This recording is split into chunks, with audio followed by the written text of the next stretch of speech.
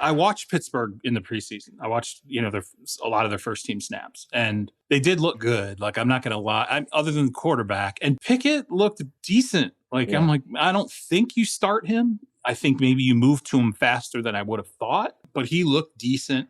And it kills me because, like George Pickens, like I'm watching and I'm just like, come on, man. I know why Pickens went where he went. Yeah, I do. I get all that. But yeah, I get it. I question, you question all that, but he goes where he goes. But then you watch him on the field and you're like, this guy could have been. He looks like a top 15 pick. He does look like a top 15 wide receiver in the draft. He looks really good. And I hate to anoint guys in the preseason because that doesn't always work out. But man, he looks like a dude. And Claypool looks good. All of a sudden you have Claypool, Deontay Johnson, Pickens, Freiermuth, who I think is a really good player. Najee Harris, who's a first-round running back. I'm not totally sold on him being an elite guy, but he can handle the load.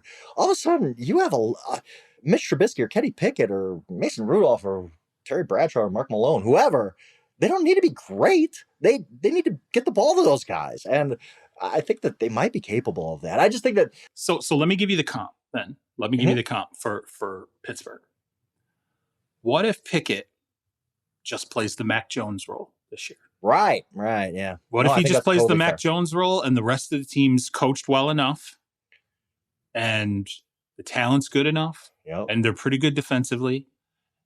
All of a sudden, it's that was the thing. When Mac Jones played the way that he played for the Patriots last year, we were like, wow, they're good. Like, he's good enough. Everything else is going to keep them afloat. Like, we're probably going to go to the playoffs and not, we probably won't advance. I mean, they got housed, but I could, maybe Pickett is that guy who comes in and you're like, he's exactly what they thought they were getting. They are 1,000% familiar with him because he was in the same building forever. And the offensive line, that scares me. It's a little bit of horrific. There's no doubt.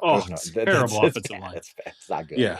But Pittsburgh is one of those, like I said, Pittsburgh, Carolina, Detroit's another one. I know everybody's on that bandwagon, but teams where you're like, maybe I'm just a little too down on these teams because they could end up being pretty darn good. And again, adds to this AFC North that, look, I'm high on the Ravens, but that doesn't mean I'm right. I was high on the Colts last year. They didn't even make the playoffs.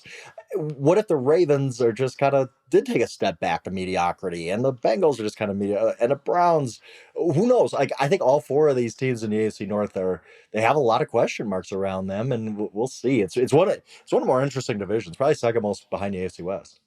Yeah, the Watson suspension remixed things. It really did.